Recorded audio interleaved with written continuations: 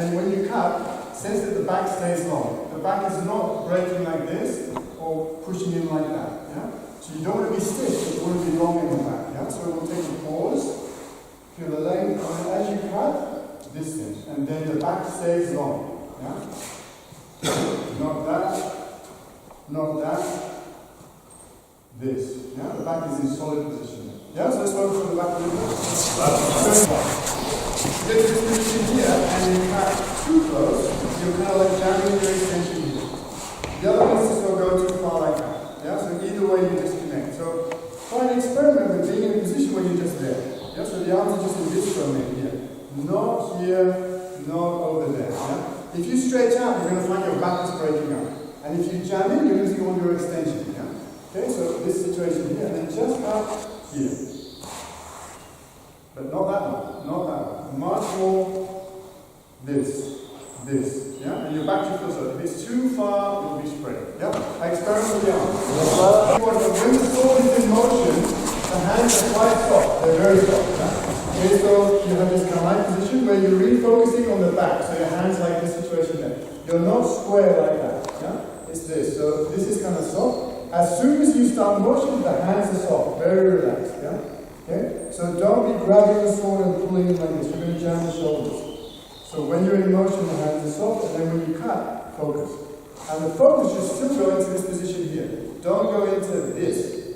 Yeah? If I open the hands at the end of the cut, okay, I will be diagonally across the palm, not square across the palm like that. Yeah? So you need to be in this situation where this is the focus on both hands. Yeah? So be careful with that. So relax here and then cut. But not this. This. Yeah? I try again. So the first Suburi is really non-functional, classical sensible, relatable with your own. But it really allows us to explore a maximum range of motion. You remember when you cut a long time ago, these really long punches where you sort of really, later on that disappears. But this really allows you to explore the hip work. Yeah? Okay, so in this case, at this point here, you're high, and you're going to go through a full range of motion with the hips. Yeah? So really allow yourself to drop and sink. So you're going to shift forward and you're going to drop the hip. Yeah? So this really gives you a maximum range to explore this motion. Yeah?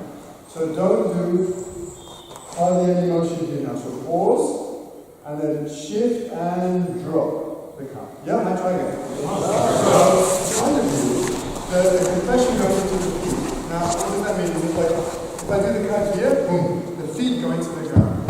If you're overstretched, the movement takes you in front. Yeah.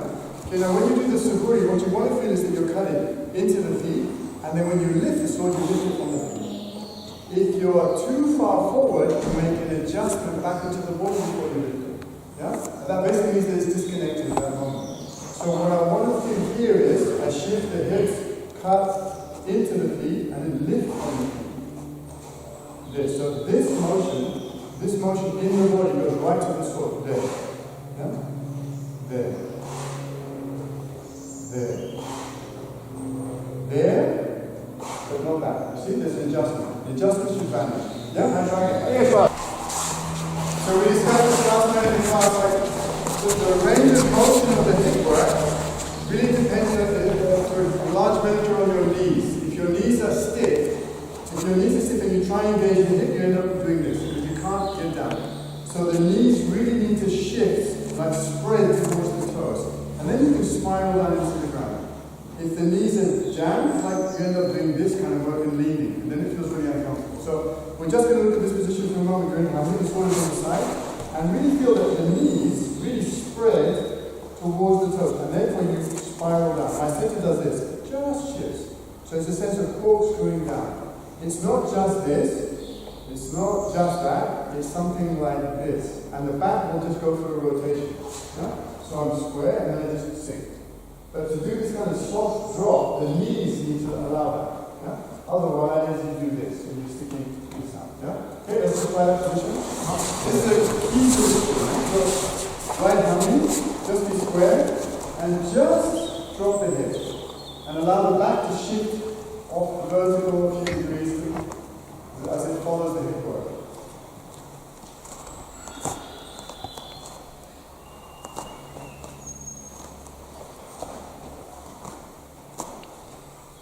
Okay, so this is watch this, right? Don't do this. So this rotation doesn't mean I do that. Yeah? It means I do this. Yeah? So it's a spiral there, but it's not a twist to the side. Yeah? Okay, so it's quite subtle. But my feeling is if I'm focused there, I'm square and I drop, I'm still focused there. If I have a sense that I'm focusing off like that, then I've lost it. You see? So it's a spiral which keeps its direction, not a twist where you lose direction. Yeah? I try again. Okay, so you really need to feel your body when I do this motion, I feel the hip here opens up. Yeah, there's a kind of literally creating space here. So this happens. If that happens like this, it's tight. Yeah, and then you start dragging the knee across the front. Yeah? Okay, but what I want to do is feel the knee is spreading and this is opening. But if this is tight, you end up doing and pulling against the meniscus. Yeah? Okay? So this feeling. Yeah? So literally as you drop, you go, come. Yeah? This feeling. But not that feeling. Yeah? I feel a lot of tension in the knee now, because this is locked. Release it. Yeah? I try again. Release your hips. So, in a way, like modern life, sitting down a lot, working with computers, being visual, and with our hands digging in the front, essentially unbalances us tremendously. The back disappears, the centers collapse, and our back weakens, and so we program that into our daily life. Yeah? And what you're trying to do now is you're trying to reorganize that program, that movement. Yeah? So, a lot of you like doing this, and you're starting in the hands.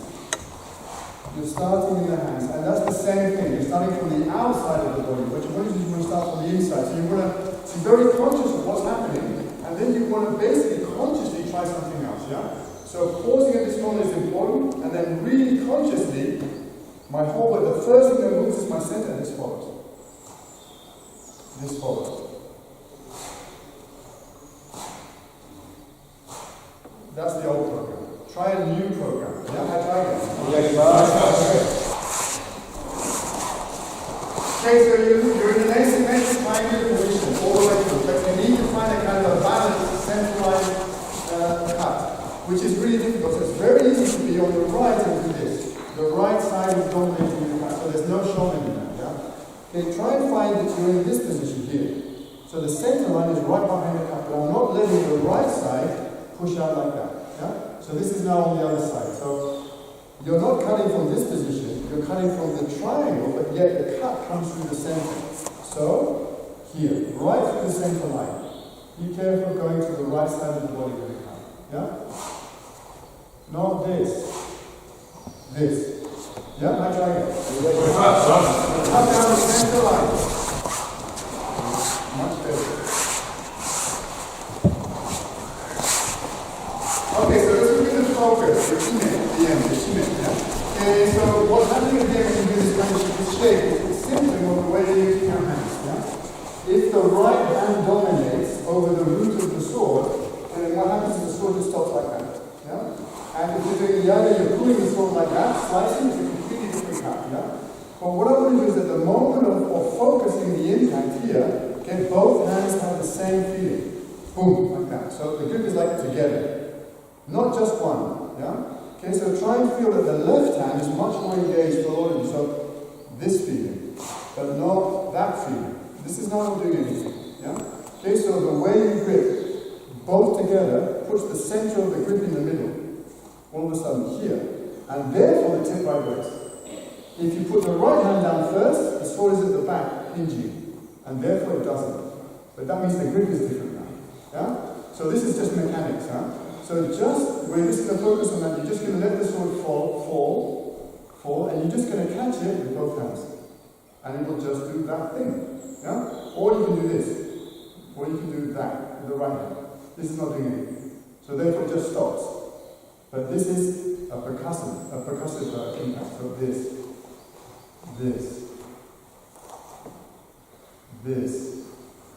And both hands have the same feeling in the focus. Not dominated by the right. Yeah? And just try that. It's just basically like the same thing.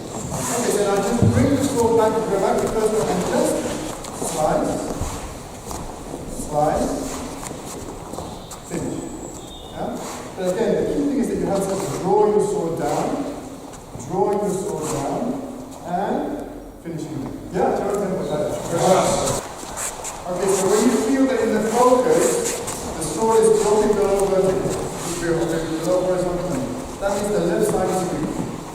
So if the sword is doing this, it's actually escaping through the left hand. Yeah? But you need to really root the left hand so that this is happening. But not this is happening. Yeah? This needs to be much more focused. And you're on top of the weapon. Don't let the weapon escape through the thumbs. Yeah? Okay, so you're here and this. But not that. Not that. Yeah, I try again. Again, the left hand can lead the right hand. Keep with it. Okay, one last detail. Yeah? Okay, look, a lot of the finishing with the hand and the sword when you get into the middle of the grip like this. Your actual hand is finishing here. So you're kind of like in a, it's not this, and it's become this. Which basically means the hand is slotting into this groove right here. Okay, now at full impact on someone, and the impact that the reaction goes straight through the base of the hand, you're going to damage your hand. The base of the hand needs to be this, not that. This. Yeah? So when I finish the cut, boom, I'm right there. I'm not letting it slip to this position. Did you see this? Yeah? Okay, the way you can feel it is like, if I actually make impact with it, and actually feel that this is where I want to go. This. Now if I actually let it slip to this position, in the middle, and then do this, I really start to hurt my hand. So any impact here will go back through your body. So you're going to deliver from the ground, and you're going to receive the impact back into the body. If you let it receive right to the base of the palm, it's going to really hurt. Yeah? Okay, so this is important detail. This position, not that position, and definitely not that position where the strike goes to the base of the thumb. Yeah? So the details really matter. Yeah? See if you can finish there. Yeah? Yeah? I try that. If you let the sword grip travel into the front of the hand, yeah, actually, when you just look at it, you just feel your body. If I do this and I just do this and transfer this, it's not just this, the whole front of the arm lights up. Yeah? So the tension starts to spread to the shoulders on the front. But what I really want is I want to go under to the elbows. So I need this to be engaged, yeah, but not this. This is completely secondary. So the moment you start to go to the front, you start to engage this. Yeah? So the cut starts to become like this. And then you start to like traveling up. Now let the hand travel to the front. What I want to do is have a sense that actually I'm underneath there, which means this is actually what's working. So this is the primary line. And the anatomy training that I'm looking for is under, not over the shoulders. So the hand movement goes there or goes there, engages all the front. And all of a sudden the center gets left behind. So those details travel through the whole thing. So a lot of you start and you go there, and then all of a sudden you're there. What's happened? You go right to the front of the group, which means you've engaged the front, which means the center, which you're really trying to train, gets left behind. Yeah? So what I'm looking for here is this feeling, and then the grip is really important. Boom, there it goes. Clap, forward. You see? So these things really matter. So if you try to train your center and keep your balance and use the ground, these things can completely throw you off. And they seem really small details, but they mean an injury and they mean center gets left behind. So then we have to kind of pay attention to them. Okay? Try a few more. Good. Zengo, giri. We get front and back. Namae.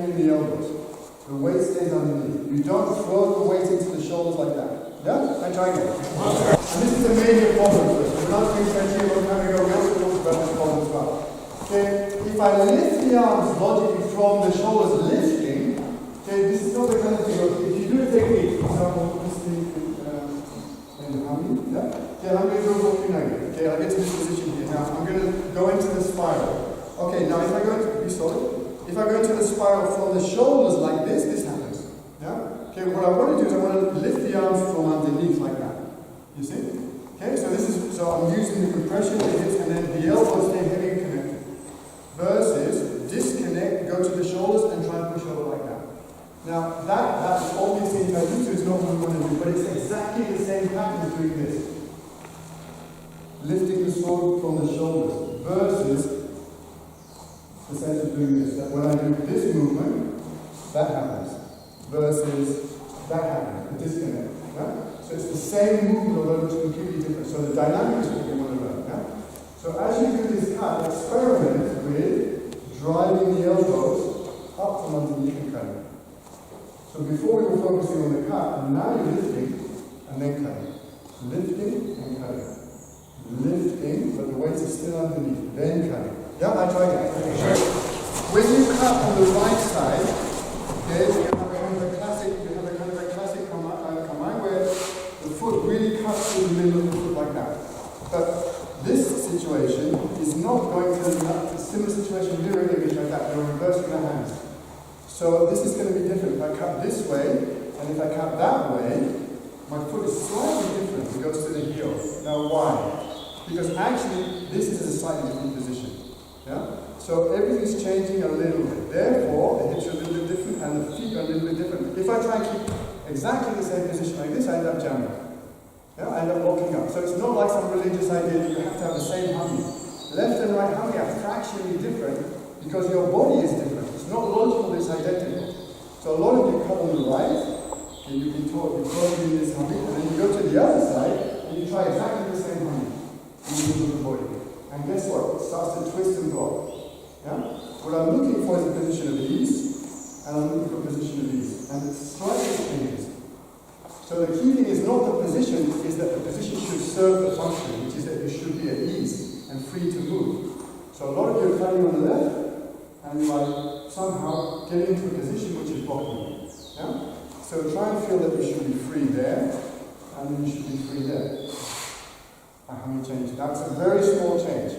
But that small change means I unlock my body all the way to the shoulders. Okay? Good luck. Okay, so just before we do the cuts, just make sure that the cuts are on target. It needs to be really on target with these cuts, not in front. Yeah? So we'll just do one round, a few rounds, just to make sure you come high, open, and then let him cut. Let him cut.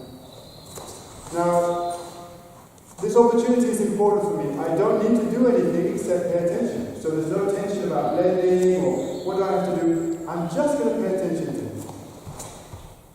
And what I want to see is if I can see his movement before he moves. Try and see if you can see a shadow of intention in his body before he does anything. Yeah? In other words, is he moving from the outside or is he moving from the inside? Yeah? How is he cutting? So really like trying to perceive your partner's cut.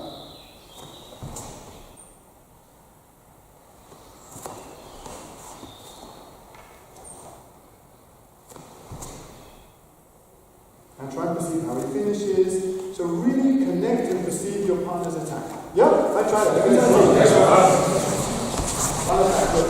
Quite a few of you, okay, this are like initiating in this. A lot of you, quite a few are initiating the sort of Zengo. Okay, so this is a big gap between your movement and your intention. So this is not what you want to do. Okay, basically what you want to do is the body should be at the same time as the sword. Not the sword first and then the body. The other thing that I'm seeing is this. Quite a few lean forward before you attack. Yeah? So you're going forward, again, it's another break. Yeah? Okay, so don't do that. Feel that you move behind. Not that you move into it like that. Yeah? So he's there, yeah, and then just one cut. But not, and then doing that, and then the other one which is quite common is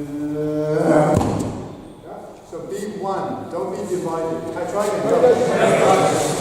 A bit more intention, a bit more speed, a bit more aggression in there. Okay, so in this case, I'm going to leave control of the yeah? So when you attack, so what I want to do is, I want to first of all do the blending, which is body to body, before we go to the sword work. Yeah? So he has full permission to, don't do that, full permission to come fast. So that kind of intention, so strong. Yeah? Now really feel that you're going to blend with the body. So as soon as he's coming with the attack, you just move. Yeah, and you stay with it. Yeah?